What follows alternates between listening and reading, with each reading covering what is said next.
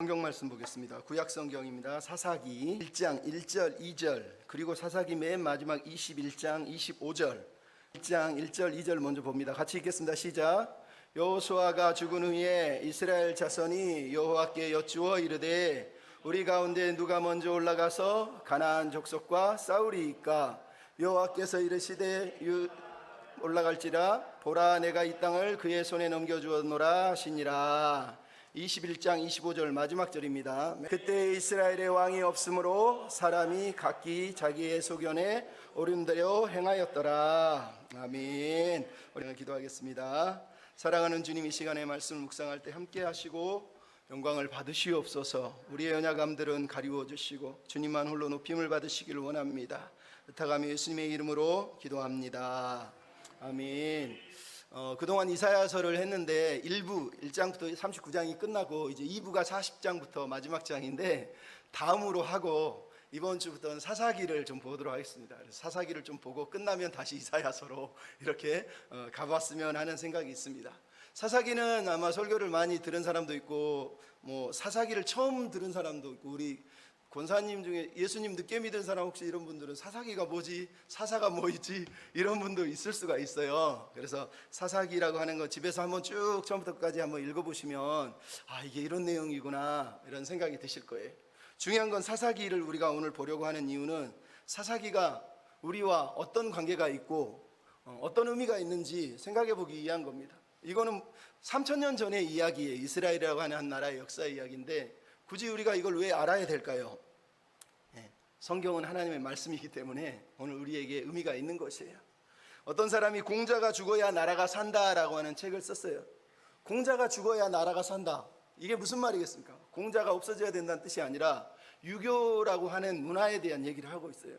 원래 공자가 강조하고 있는 유교 문화가 변질이 돼서 유교가 너무 권위주의적이고 폐쇄적이고 형식주의적이고 파벌주의적이라는 것을 비판하기 위해서 공자가 죽어야 나라가 산다 이런 책을 쓴 거예요. 옛날에 프리드리히 니체라고 하는 독일의 철학자는 신은 죽었다라고 하는 말을 했습니다. 신이 죽었단 말이에요. 그런데 이 사람이 하는 말 또한 똑같습니다. 그는 하나님이 죽었다라는 걸 강조하기 위해서 그 얘기를 쓰고 있지만 신이 없다라는 걸 사실은 강조하고 있는 것이 아니라 그 당시 서구 문화가 하나님을 믿는다고 하는 기독교인들이 진짜 기독교의 정신은 외면한 채 탐욕과 권력과 너무 타락한 모습을 가지고 파벌 싸움하면서 살아가는 모습을 보면서 그렇게 사는 거 보니까 신이 죽은 거구나. 차라리 신이 죽었다면 신이 없는 것처럼 살아야 되는 것 아니냐. 그래서 신이 죽었다고 말을 하는 거예요. 그래서 광인이라고 하는 글에 또 매드맨이라고 하는 글에 이렇게 썼어요. 신은 죽었다. 우리가 그를 죽였다. 이제 우리는 모든 살인자 중에 살인자인 우리를 어떻게 위로할 수 있을까? 세상에서 가장 거룩하고 강력했던 존재가 우리 칼날에 피를 흘리며 죽었다. 누가 우리에게서 이 피를 닦아줄 것인가? 어떤 물로 우리 자신을 깨끗하게 할 수 있을까? 우리를 위해 어떤 속죄의 제의와 어떤 거룩한 제전을 만들어내야 할까? 그 일을 할 수 있으려면 우리 스스로 신이 되어야 하는 것이 아닌가? 니체가 지금 하는 말이 그거예요. 물론 그는 무신론자고 기독교 문화에 살았기 때문에 기독교 정신이 뭔지는 알고 있었어요. 하지만 니체가 바라보고 있는 서구 기독교는 그들이 믿는 신, 그들이 믿는다고 말하는 그 하나님의 마음 정신을 가지고 살지 않았다고 니체는 본 거예요. 그래서 신은 이미 그 자리에 죽어 있었다는 거예요. 말은 예수 믿고 하나님 믿는다고 말하지만 실제로 그들은 신을 죽여버린 채 자기들이 왕이 되고 자기들이 신이 되어 살려고 했다는 거예요. 그래서 니체가 말하는 거예요. 어차피 신이 죽었으면 이제 우리가 할 일이 뭐냐? 우리가 신이 되는 것밖에 없지 않느냐? 우리가 신이 되어야 된다. 그래서 초인이라고 하는 단어를 써서 우리는 초인이 되어야 된다라고 강조를 했던 거예요. 여러분, 공자야 죽어야 된다는 말이나 신이 죽었다는 말이나 똑같은 말이에요. 본래의 마음, 본래의 정신을 잃어버리고 타락하고 변질되어서 결국은 그런 공자, 그런 신이 무슨 의미가 있냐는 뜻이에요. 여러분, 사사기의 주제는 그때의 왕이 없음으로라고 하는 단어예요. 이 말은 다른 얘기로 하면 왕이 죽었다는 얘기예요. 왕이 분명히 살아 계시는데 그 왕을 죽여버리고 폐위시키고 자기들이 스스로 왕이 되려고 했던 사람들의 이야기라는 거예요. 그게 사사기예요. 사사기는 3000년 전의 이야기고 12명의 사사를 담은 300년 400년 동안의 이야기가 응축된 이야기가 바로 이 사사기예요. 사사기 자체는 너무 흥미로워요. 보면은 막 어린이 학교에 막 기드온이 막 싸우는 이야기, 삼손이 막 싸우는 이야기, 막 머리가 자랐다가 잘리는 이야기, 막 미디안을 죽이는 이야기부터 시작해서 막 기드온이 기도하면서 양털에 물이 젖게 해주시고 주변만 젖게 해주시고 막 이런 이야기부터 수많은 재밌는 이야기, 여자 드보라 사사가 나타나는 이야기, 막 전쟁하면서 에웃이 뭐 막 나타나가지고 칼로 막 왼손잡이가 막 죽이는 이야기, 너무너무 흥미롭고 재밌는 이야기가 사사기 속에 들어있거든요. 하지만 사사기를 설교하기가 부담스러운 이유는 사사기의 내용을 가만히 보면 결국은 이스라엘 백성이 실패했다는 거예요. 이스라엘 백성이 타락했다는 거예요. 그 안에는 19금 이야기도 있어요. 말하기가 참 불편한 이야기들이 많이 들어있어요. 어떻게 타락할 수 있을까? 더 중요한 건 사사들이 타락하고 있다는 거예요. 사사인데 말만 사사지 실제로 세상하고 똑같이 산다는 거예요. 그래서 사사기가 우리에게 던지는 이야기가 오늘 우리 시대하고 너무 닮아있기 때문이라는 거예요. 사사기는 여전히 모든 세대에게 이 이야기가 전해지는 이유는 우리 인간의 이야기라는 거예요. 우리 이야기고 내 이야기라는 거예요. 하나님의 거룩한 소명을 받았지만 시간이 지나고 세월이 지난 내 모습은 너무 추하고 변질되고 타락해서 하나님을 폐위시키고 내 인생은 내 마음대로 할 거예요 그러면서 내가 스스로 왕이 되려고 했던 사람들의 이야기, 우리 이야기라는 거예요. 우리 이야기. 여러분, 이 시대에 사람들이 주장하는 내용이 그거 아닙니까? 상대주의. 내 마음대로 살 거야. 너 진리 틀리고 내 진리 틀리고 네 기준 다르고 내 기준 다른 거야. 내가 원하는 대로 살고 싶어. 소비주의. 소비자는 왕이다. 내가 왕이야. 내가 원하는 대로 해줘. 그런 거 아니에요. 세속주의. 세상이 너무 부러워. 나는 세상 사람처럼 살고 싶어. 하나님 날 왜 이렇게 귀찮게 구세요? 여러분, 이게 사사기에 나오고 있는 모든 이야기예요. 내가 왕입니다. 내가 왕입니다. 하나님 내 왕이 되시면 안 됩니다라고 선언하고 있는 게 사사기의 이야기란 말이에요. 그래서 이 이야기가 우리에게 필요한 거예요. 사사기를 가만히 읽어보면 요수아가 죽은 이후로 다윗이 사울이 왕이 되기까지 그 중간에 긴 시간에 암흑기라고 우리가 말할 수 있는 300년 400년의 처참한 이스라엘의 패배 이야기가 들려주고 있어요. 그 이야기의 핵심 주제가 17장 1절, 18장 1절, 19장 1절, 21장 25절에 나와 있어요. 그때에 왕이 없었으므로. 여러분, 그때의 왕이 없다는 게 무슨 말이에요? 지금 이 글을 쓰고 있는 지금은 왕이 있었다는 얘기예요. 그러니까 옛날을 돌아보니 그때에는 왕이 없었는데 이렇게 처참하게 살았더라. 지금은 왕이 있으니 너무 좋다. 이걸 강조하는 이야기가 아니라 그때의 왕이 없을 때 저렇게 살았는데 지금 우리는 왕이 있는데도 저렇게 살고 있다는 거예요.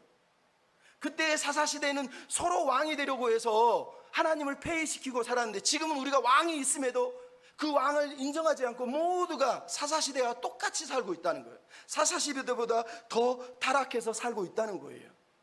그래서 사사기를 들려주는 거예요. 사사시대에 이렇게 타락했는데 왕을 폐위시키면서 무너졌는데 우리는 왕이 있는데도 불구하고 우리 또한 동일하게 그들과 뭐가 다르냐는 거예요. 이렇게 살아서야 되겠느냐는 거예요. 그래서 우리에게 필요한 게 있다는 거예요. 우리 인생의 왕이 누군지를 이제 결정하며 살아야 된다는 거예요. 그래서 사사기 이야기는 4가지 주제가 있습니다. 하나는 언약 백성이 약속의 땅에서 과연 언약 백성답게 살아낼 수 있을까? 어떻게 살 것인가라는 거예요. 두 번째는 이스라엘 백성이 왜 가나안 땅에서 그 정복의 땅에서 실패했을까? 세 번째는 우리는 그러면 은혜 없이 살 수가 있는가? 그러면 우리에게 왕은 누구신가? 라는 이야기를 사사기는 우리에게 들려주고 있어요. 여러분, 우리는 이 이야기를 통해서 우리의 왕이 누구인지를 다시 한번 결단하고 우리가 왕을 섬기는 백성이라는 걸 잊으면 안 된다는 걸 다시 한번 각인하는 시간이 돼야 됩니다. 첫째, 따라합시다. 하나님이 우리의 왕이십니다. 성경은 주구장창 얘기하는 거예요. 너의 인생의 왕이 누구냐는 거예요. 여러분, 우리가 소명이라고 하는 단어가 있어요. 소명이 뭡니까? 누군가 나를 불렀다는 얘기예요. 누군가 나를 불렀다는 얘기는 그 부른 존재에게 내가 순종한다는 거예요. 문제는 누가 나를 불렀냐는 거예요. 우리 인생에는 모든 영혼의 왕자에 자리가 하나 있어요. 이 왕자에 누가 앉아 있느냐는 거예요. 많은 사람들은 내가 앉아 있습니다. 내가 소명이라고 말하지만 가만히 귀 기울여 들어보면 내가 내 소리에 귀를 기울이고 있어요. 내 욕망의 소리에, 내 감정의 소리에 귀를 기울여요. 네가 왕이 돼서 네가 원하는 대로 살라는 거예요. 여러분, 그게 소명이라는 거예요. 하지만 진짜 소명은, 성경적 소명은 뭐예요? 나를 부른 분이 계시다는 거예요. 그분이 하나님이라는 거예요. 그분이 왕이라는 거예요. 우리는 왕의 부름을 받은 왕의 백성답게 왕의 백성으로서 살아내야 될 소명이 있다라고 말하는 게 성경이 얘기해요. 그래서 소명은요, 목사 되는 거, 선지자 되는 거, 부자 되는 것이 아니라 소명이란 말은 누가 나를 불렀다라는 걸 먼저 자각하는 게 소명의 가장 중요한 단어예요. 소명 그랬을 때는 나를 부르신 분이 있다는 거예요. 나를 부르신 왕이 있다는 거예요. 그 왕이 누구라고요? 하나님이다라고 고백하는 거예요. 그러므로 여러분, 우리는 살면서 매일 결정해야 돼요. 누가 나의 왕인가? 내 왕자에 누가 앉아 있는가? 나는 누구에게 순종해야 할 것인가라는 거예요.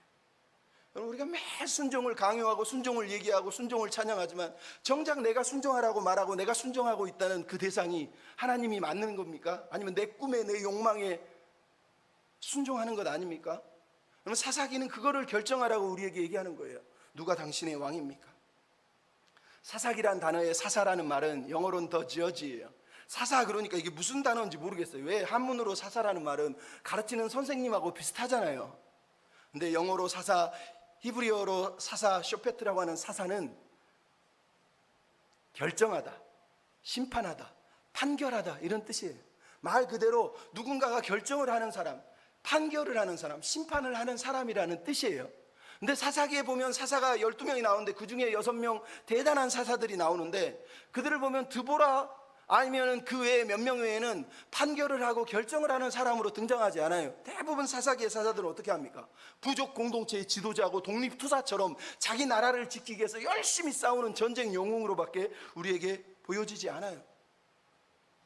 그들이 정말로 사사면 사사답게 뭔가 해내야 되는데 가만히 보면 늘 이 지도자들은 부족한 모습으로 등장하고 있어요.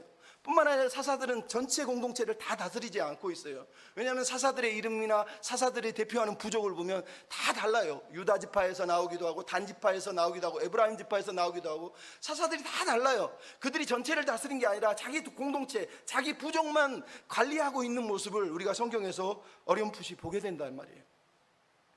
근데 재밌는 건 이 사사기를 유대인들은 예언서로 이해를 했다라는 거예요. 여러분, 우리는 역사서라고 읽습니다. 하지만 유대인들은 처음부터 여호수아, 사사기, 사무엘상하, 열왕기상하를 예언서, 전기 예언서라고 그랬어요.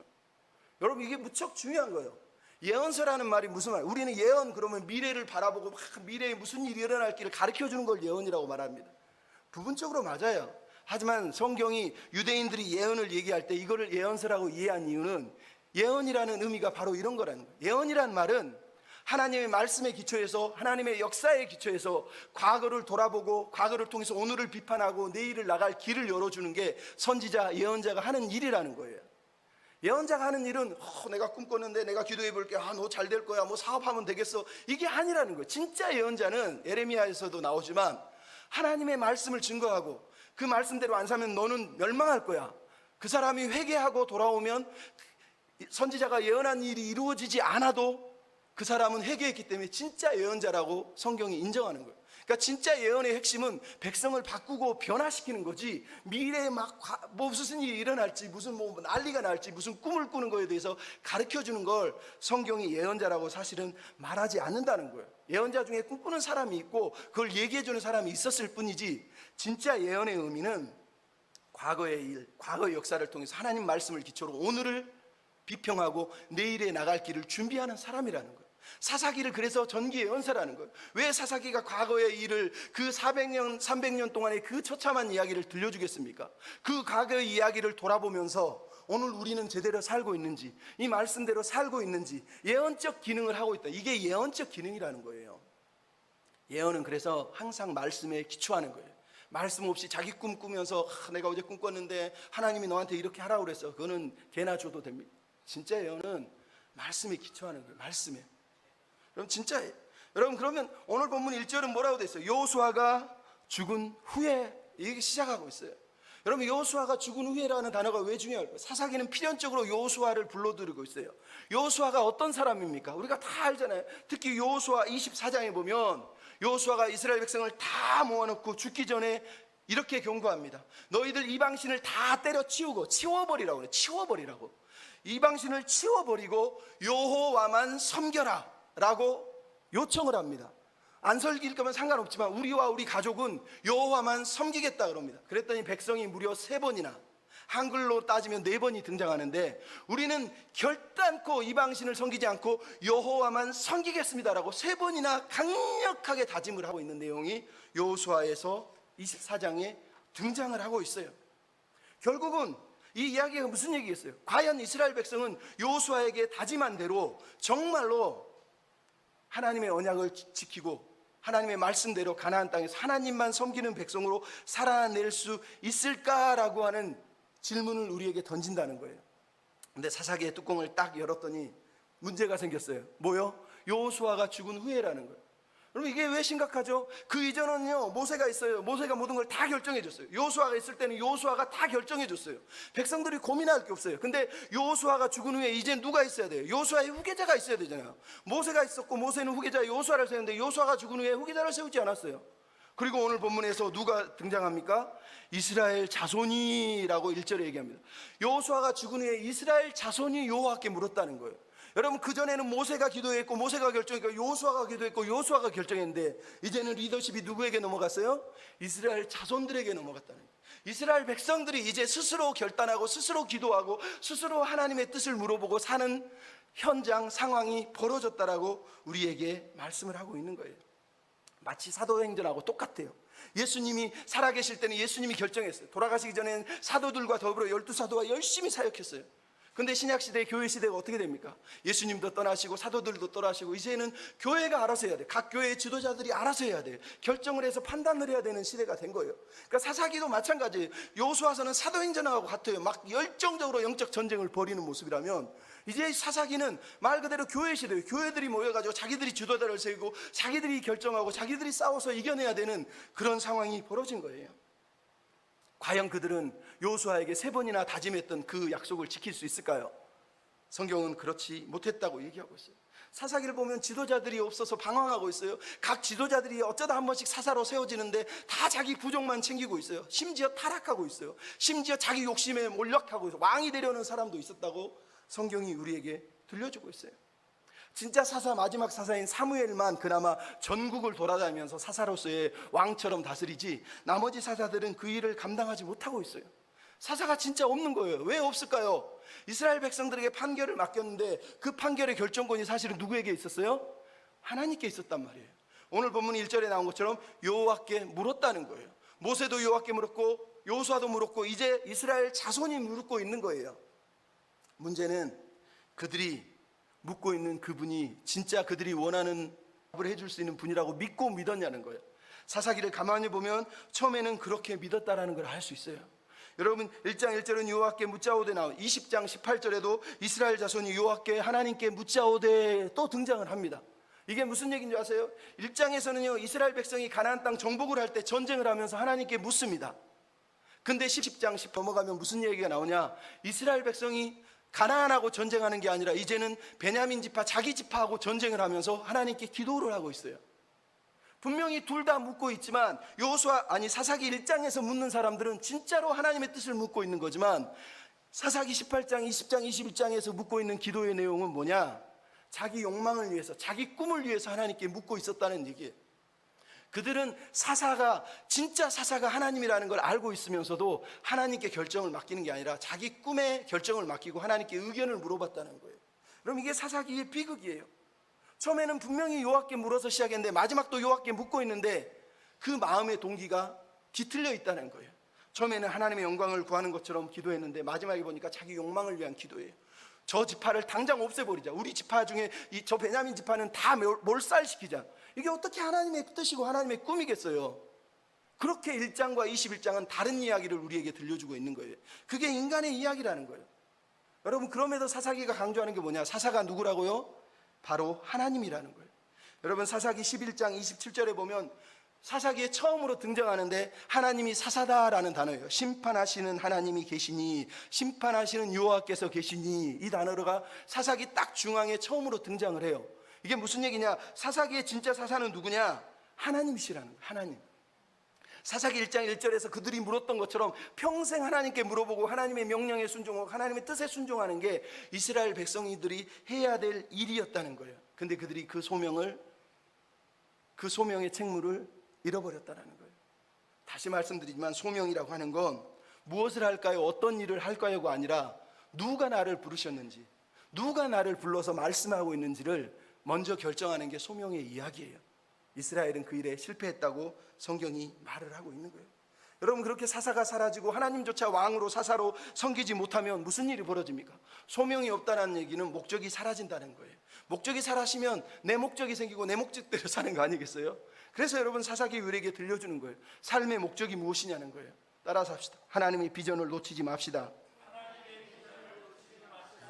여러분 사사기를 읽을 때 제일 중요한 게 이거예요. 여러분 사사기 1장 2절에 뭐가 나옵니까? 여호와께서 그 땅을 그 손에 넘겨주었더라.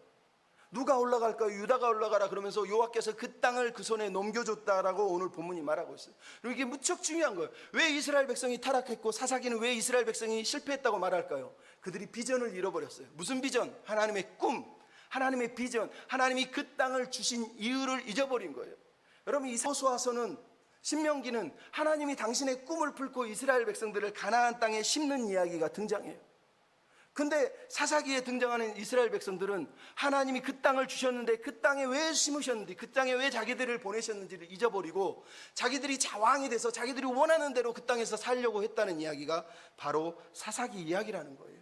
그럼 이게 비극이에요. 왜? 그러면 성경은 주구장창 아브라함에게 언약할 때 뭐예요? 자손을 주고 땅을 주고 복이 되게 하겠다고 말했어요. 이 복의 핵심 뭐예요? 모든 민족에게 복을 주는 존재로 이스라엘을 택했다는 거예요. 그래서 출애굽기 19장에 뭐가 나옵니까? 하나님이 이스라엘을 택하신 이유는 아브라함의 언약대로 제사장 나라 거룩한 백성을 삼아서 모든 민족이 복을 받게 하시려고 이스라엘 백성을 세웠다고 말하고 있는 거예요.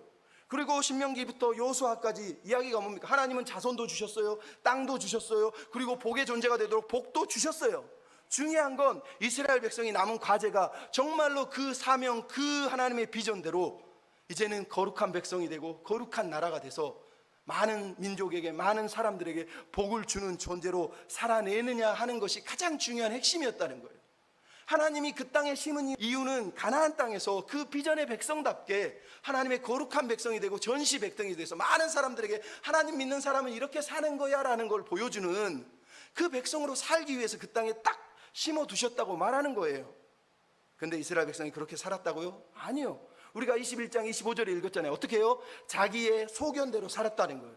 여기서 소견이라는 단어는 히브리어로 아인, 눈이라는 얘기예요. 내 눈에 보이는 대로 살았다는 거예요. 내 눈에 보이는 대로 덥석덥석 물면서 자기 눈에 보이는 대로 살았다는 거예요.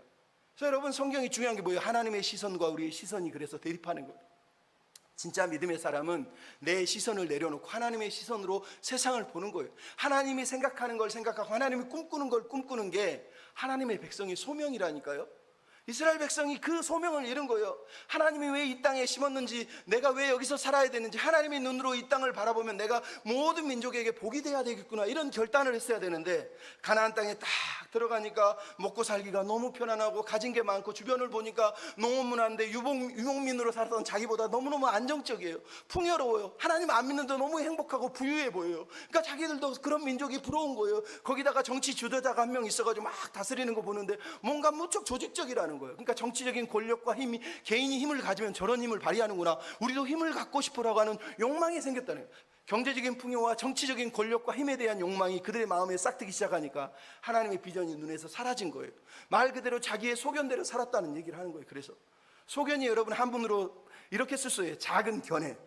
여러분 하나님의 비전은 큰 생각이고 하나님의 큰 꿈이에요. 하지만 소견은 말 그대로 소견이에요. 자기 소견, 자기 아주 사소한 의견을 가지고 자기 인생을 꿈꾸며 살았다라고 성경이 우리에게 말을 하고 있는 거예요.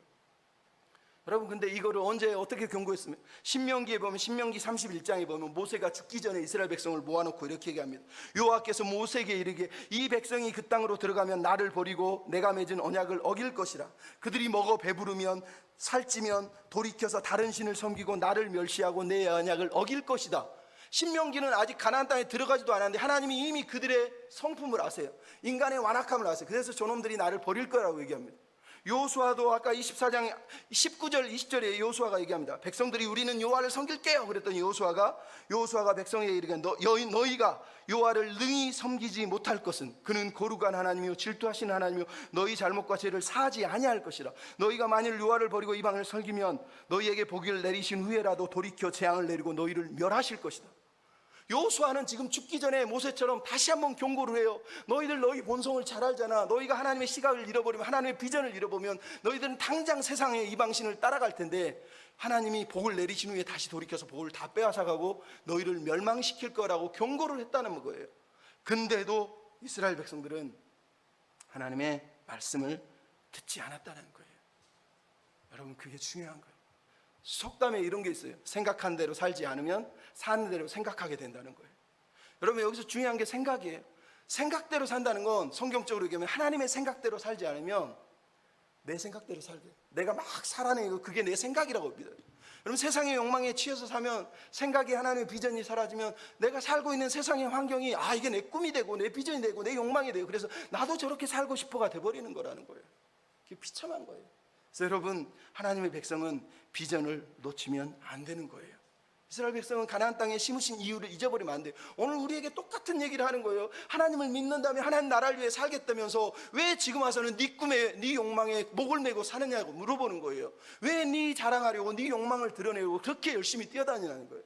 하나님의 나라, 하나님의 꿈, 하나님의 비전을 위해서 가장 낮은 곳에서 그분을 섬길 수도 있어야 되지 않겠냐고 우리에게 물어보는 거예요. 세 번째로 여러분 우리에게 필요한 게 뭡니까? 은혜 없이는 살 수가 없다라는 걸 성경이 그럼에도 사사기가 가르쳐줘요. 따라서 합시다. 하나님의 신실하심이 소망입니다. 사사기에 제가 말씀드렸잖아요. 사사들, 이스라엘 백성들 온전히 하나님을 섬길 줄 알았는데 타락의 끝을 향해서 달려가고 있는 모습을 보아요. 그것을 보면서 우리는 절망합니다. 야, 저런 사람들을 하나님이 사랑할 수 있을까? 저런 인간들에게 소망이 있을까? 사사기는 소망이 있다는 거예요. 누구에게? 신실하신 하나님에게. 신실하신 하나님 때문에. 여러분 우리의 소망은 인간에게 있는 게 아니에요. 사사를 쳐다보십시오. 대단한 줄 알았는데 나중에 보니까 별의별 짓을 하다가 스스로 타락해서 삼손 같은 경우는 아주 처참하게 죽잖아요. 그런 삼손을 보면서 삼손 대단해. 어떻게 박수를 칩니까? 여러분 이 땅에 수많은 사사라고 스스로 자임하고 있는 목회자들 보십시오. 처음에 시작할 때는 막 거룩하고 순종하고 겸손한 거 보이더니 나중에 괴물이 돼가지고 그런 사람들이 얼마나 많습니까? 사사기나 지금이나 똑같은 거예요. 이스라엘 백성의 불순종의 이유가 뭡니까? 아까도 말씀드렸잖아요. 세상의 경제적인 풍요, 정치적인 권력과 힘을 보니까 너무 부러운 거예요. 유복민으로 살면서 부족끼리 모여서 살다가 처음으로 도시 문화에 살고 농업 문화에 살면서 안정적이고 평화롭게 매일 살아가는 세상을 보면서 야, 하나님 안 믿어도 저렇게 잘 사는데 굳이 우리가 이렇게 하나님 믿으면서 어렵게 살겠느냐라고 얘기를 했다라는 거예요. 얼마나 비참합니까? 그래서 그들이 실패한 거예요. 그래서 사사기에 반복되는 사이클이 뭐예요? 평안하게 살다가 죄를 짓고 하나님이 징계를 해서 기도하니까 구원자를 세우고 다시 평안함을 주세요. 근데 또다시 타락을 해요. 또다시 죄를 지으니까 징계를 해요. 그래서 기도를 해요. 그랬더니 구원자를 보내요. 또 평안해졌더니 또 죄를 지어요. 또 하나님이 심판해요. 그랬더니 또 기도해요. 그래서 하나님 구원자를 세우고 또 응답해서 또 평안해져요. 근데 여러분 이게 반복되는데 실제로 반복되는 내용을 보면 완전히 다른 이야기. 왜? 운니엘과 두보라가 사사였을 때는 사이클이 다 돌아가요. 죄를 짓고 징계하고 기도하고 구원자를 세우고 평안을 주고. 근데 두보라 이후에 기도원으로 가면 중간에 하나씩 빠져요. 기도하는 내용이 빠져요. 나중에는 구원자를 세웠다는 내용이 빠져요. 나중에는 평안을 줬다는 내용이 빠져버려요. 즉 사사가 처음 시작할 때서 마지막으로 갈수록 계속해서 무슨 일이 벌어져요? 바퀴가 하나씩 빠지는 것처럼 쭉쭉쭉 빠져서 이렇게 큰 바퀴가 이렇게 타락해서 무너지는 것을 볼 수 있어요. 마치 나사가 위에는 매 빙글 돌리면 마지막 끝으로 갈수록 이렇게 쫙 가지는 것처럼 완전히 타락의 극을 향해서 달려가고 있다는 거예요. 즉 하나님의 소명은 이렇게 큰 건데 이렇게 작아졌고 반대로 죄는 처음에 이렇게 작았는데 이렇게 커져버렸다는 얘기를 이 성경 기사가 우리에게 들려주고 있어요. 이게 사사기의 내용이에요. 그러니까 사사기는 처음에는 이렇게 큰 비전이 마지막에 가면 인간의 소명으로 죽었다는 얘기예요. 또한 죄는 처음에는 이렇게 작은 줄 알았는데 우리는 하나님만 섬길게 그랬는데 나중에 보니까 하나님은 버려버리고 이방만 섬기는 일이 벌어졌다고 사사기에 우리에게 들려주고 있어요. 공동체의 죄가 그렇게 심했다는 거예요. 사사들의 죄도 그렇게 심했다는 거예요. 여러분 사사들 처음 온니엘을 얘기할 때 두보라를 얘기할 때 사사들이 얼마나 대단합니까? 근데 기드온이 되니까 기드온 때부터 무슨 일이 벌어져요? 하나님에게 양털 기도를 하면서 이 미신 기도를 드리는 거예요. 나중에는 자기가 왕이 되려고 하다가 삐쭉삐쭉하면서 왕이 되고는 싶은데 차마 못 됩니다. 그 아들 아비멜렉이 이름도 아비멜렉을 줘요. 우리 아버지는 왕이다는 거예요. 그래서 아버지의 아들인 아비멜렉이 우리 아버지는 왕이었어라고 스스로 선언하면서 기드온이 처음으로 하나님을 왕이 아니라 자기가 왕이라고 선언하는 사람이 돼요. 입다가 되니까 어떡합니까? 입다는 말 그대로 비루한 사람인데 사사가 돼요. 그러면서 나중에 사사가 됐는데 민족과 싸우다가 자기 딸을 인신제사로 드리면서 가난한 사람들처럼 살아가요. 마지막에 삼손이 어떻게 됩니까? 이제는 삼손이 사사가 됐을 때는 백성들이 그를 사사로 인정하는 게 아니라 미디안에 팔아버려요. 이 사람 팔아야지 우리가 산다는 거예요. 그러면 이게 무슨 얘기인지 알겠어요? 처음 사사 이야기는 정말로 완벽한 뭔가 구원자의 모습인데 마지막 사사 삼손으로 가는 순간에 계속 타락의 끝자락을 보여요. 삼손 때는 사사지만 사사가 아닌 타락한 인간이 사사로 일을 하고 있는 것을 성경이 우리한테 보여주고 있는 거예요. 그러니까 사사기는 한마디로 얘기하면 인간에겐 소망이 없다는 거. 이 이야기는 인간은 아무 소망이 없어 보인다는 거예요. 그 대단한 사사들이 대단한 게 아니라 처참하게 타락해서 무너져 가고 있더라는 거예요. 이게 슬픈 거예요. 그럼 이게 우리 이야기라는 게 슬픈 거예요. 많은 사람들은 예수 믿으면 세상이 좋아질 거야. 교회가 생겼으니까 우리가 열심히 일하면 교회도 부흥하고 세상이 막 밝아질 거야. 근데 여러분, 세월이 흘렀습니다. 기독교가 그렇게 열심히 일했는데 세상이 좋아졌습니까? 죄는 더 심하고요, 타락은 더 심해요. 교회는 어떻습니까? 교회는 막 좋아졌습니까? 아니요. 교회는 세월이 흐르면 흐를수록 첫 사랑, 첫 모습은 사라지고 점점 더 세상하고 똑같은 사람들이 괴물처럼 다 자리에 앉아서 왕노릇하고 있는 모습을 우리가 지금 보고 있잖아요. 사사기가 그 내용을 들려주고 있는 거예요. 근데 사사기의 내용의 핵심이 뭐예요?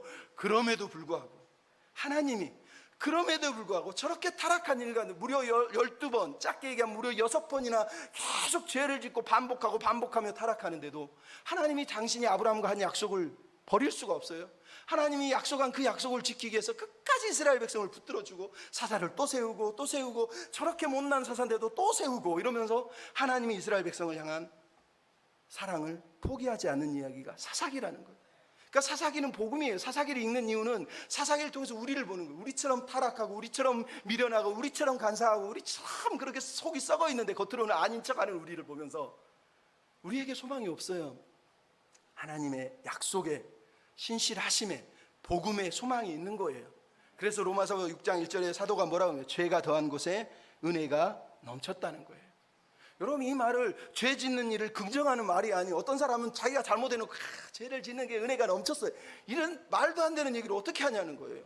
여러분, 사도 바울이 이 얘기를 하고 그 다음에 뭐라고 그래요? 그러므로 너희는 너희 지체를 죄의 무기로, 죄의 종으로 사용하지 말고 의의 병기로, 하나님의 무기로, 하나님의 영광을 위해 너희 몸을 하나님의 영광을 위해 드리라고 사도 바울이 말하는 거예요. 은혜를 아는 사람은 죄를 합리화하고 나 죄 지었는데 은혜 없이는 역시 못 사네, 나는 역시 은혜뿐이야, 이렇게 말하는 그런 배은망덕한 삶을 사는 게 아니라, 은혜를 안다면 하나님의 의를 위해서, 하나님의 나라를 위해서 합리화하지 않고 변명하지 않고 자기 연약함에 대해서 나의 약함을 자랑할 수 있지만 그걸 정당화하면 안 돼요. 나는 이게 모자라서, 나는 이게 부족해서 어쩔 수가 없었어. 하나님 그걸 원하는 게 아니라요, 은혜는 나를 바꾸고 변화시키고 나를 하나님의 나라를 위해 살게 만드는 거예요. 그래서 우리는 은혜의 이야기를 들으면서 그래, 하나님이 아니면 안 되지라고 말하지만 그 은혜가 나를 바꾼다는 걸 믿어야 돼요. 그 은혜가 나를 바꾸는 걸 알아야 돼. 그리고 그 은혜에 변화된 삶을 살기 위해서 오늘 기도하고 애써야 되는 거예요. 여러분, 그런 삶이 되셨으면 좋겠습니다. 하나님이 우리의 왕이세요. 하나님이 내게 삶의 결정권을 가지고 계신 거예요. 내가 가지고 있으면 안 돼요. 하나님만이 결정하시는 거예요. 하나님께 우리는 기도하고 하나님께 물어봐야 돼요. 그리고 그 신실한 하나님을 소망을 두고 그분만 의지하고 살아가는 삶을 살아야 된단 말이에요. 그거를 우리가 은혜라고 말하는 거예요. 죄 지었기 때문에 은혜가 아니라 그 죄 중에도 우리를 다시 고치시고 다시 바꾸시고 다시 살리시는 하나님을 기대하고 나를 바꿔주세요, 변화시켜주세요, 새롭게 해주세요, 이렇게 기도하면서 나가는 게 은혜의 사람인 거지. 자기는 아무 노력도 안 하고 하나님이 은혜 베푸시는데 나는 어쩔 수 없었어, 나는 어쩔 수 없어. 여러분, 그건 변명이지 은혜의 역사가 아니에요. 여러분, 오늘 본문의 사사기 이야기를 다시 처음으로 들어가 결론을 내립니다.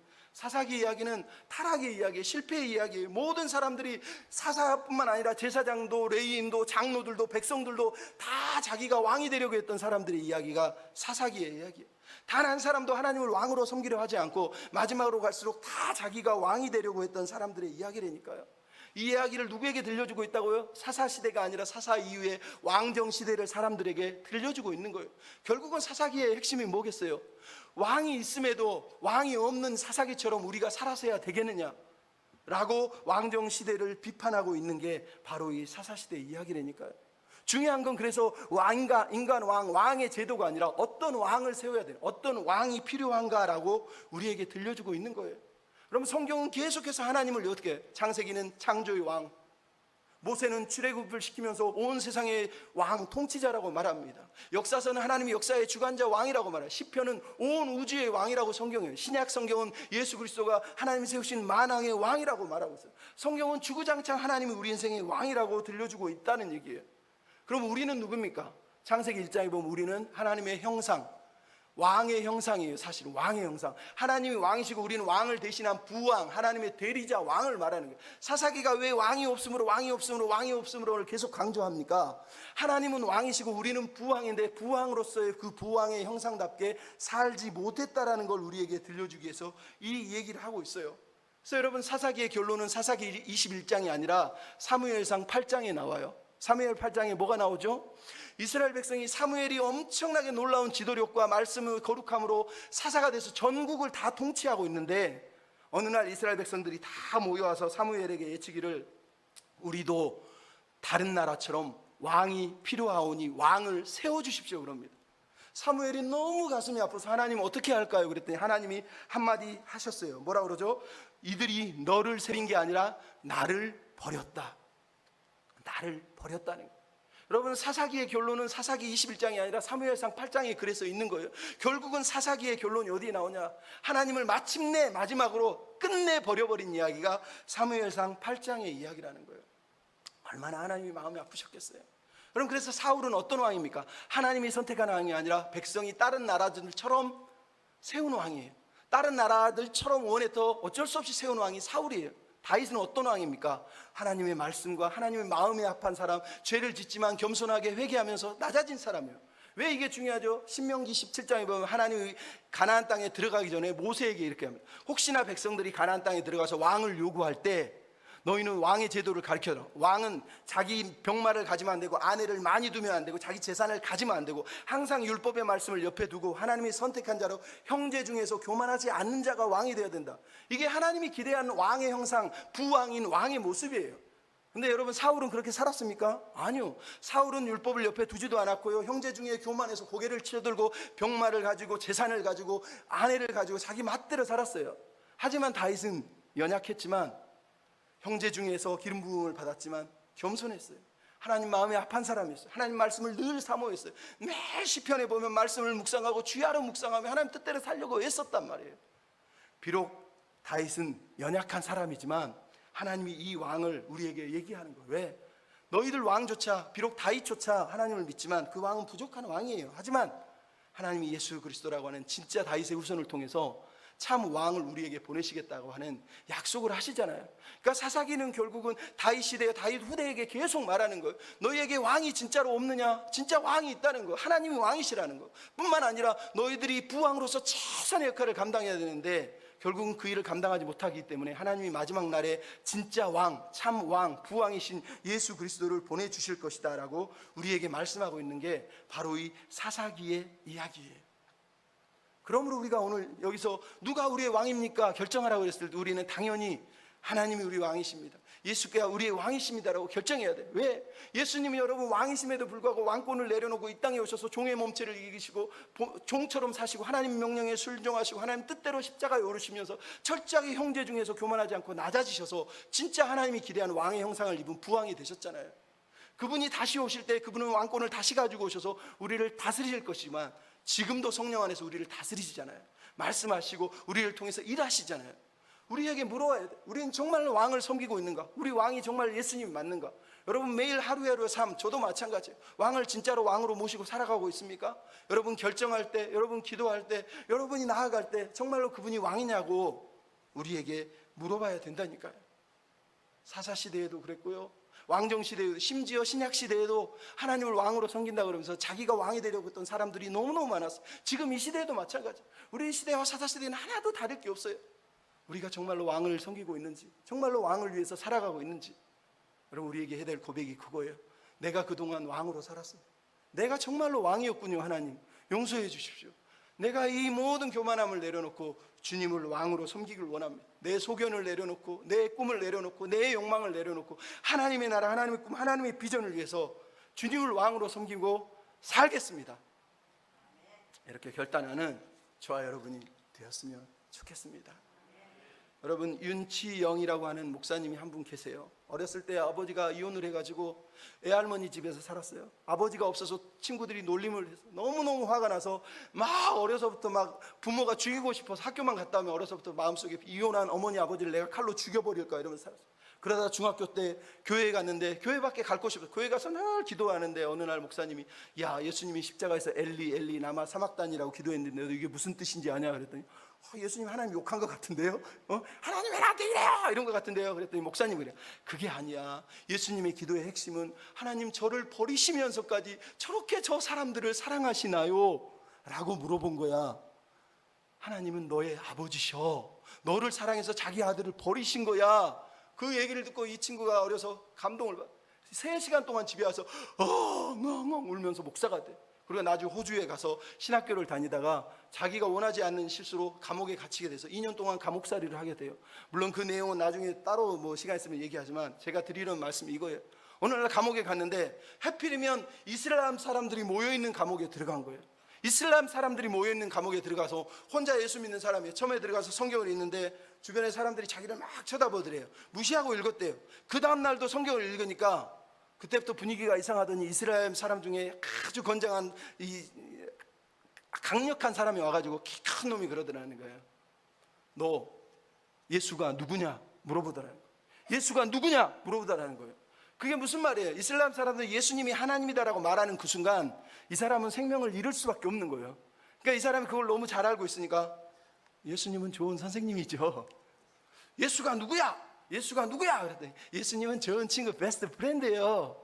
그래 막 이슬람 사람 막 부글부글 화가 나. 이놈이 성경은 있는데 고백을 안 해. 그러면서 이제는 질문을 바꿨어요.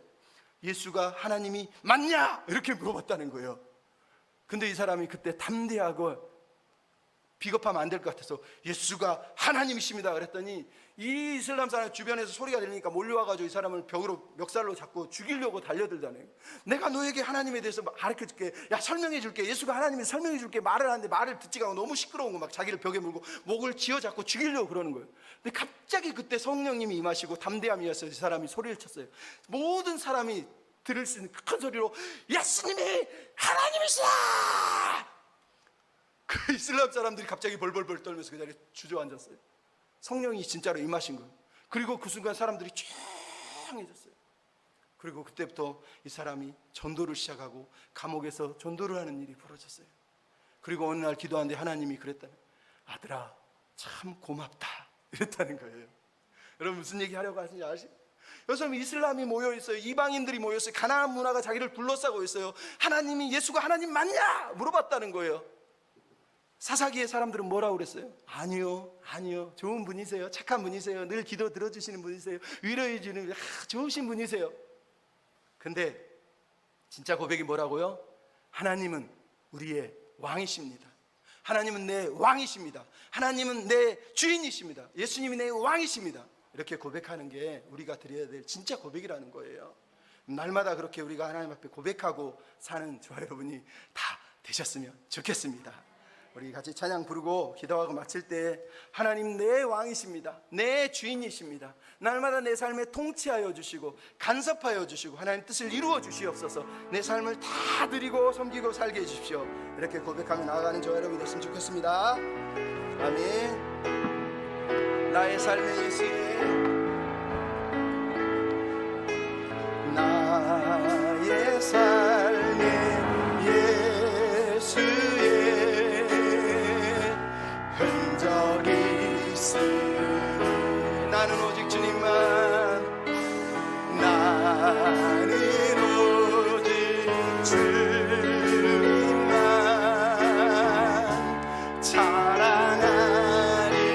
자랑하리라 나의 영혼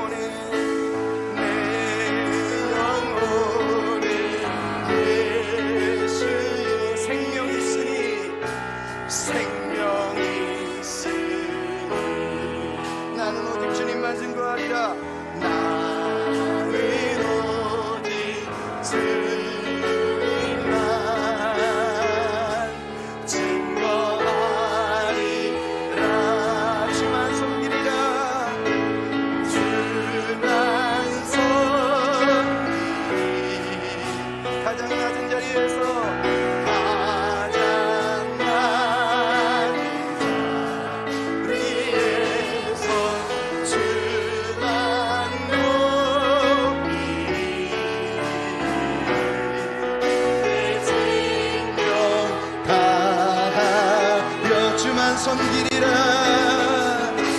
주만 섬기리. 가장 낮은 곳에서 가장 낮은 자리에서 주만 높이리. 내 생명 다하여 주님의 임재에 온 땅 들리고 우리 기도에 하늘은 여시네. 온 민족과 열방 주께 경배해 영원히 하나의 계신 왕께. 주님의 임재에 온 땅 들리고 우리 기도에 하늘은 여시네. 온 민족과 열방 주께 경배해 영원히. 보좌에 계신 왕께, 보좌에 계신 왕. 한 번 더 고백합니다. 주님의 임재에 온 땅 들리고 우리 기도에 하늘은 여시네. 온 민족과 열방 주께 경배해 영원히. 하나님 어린 양께.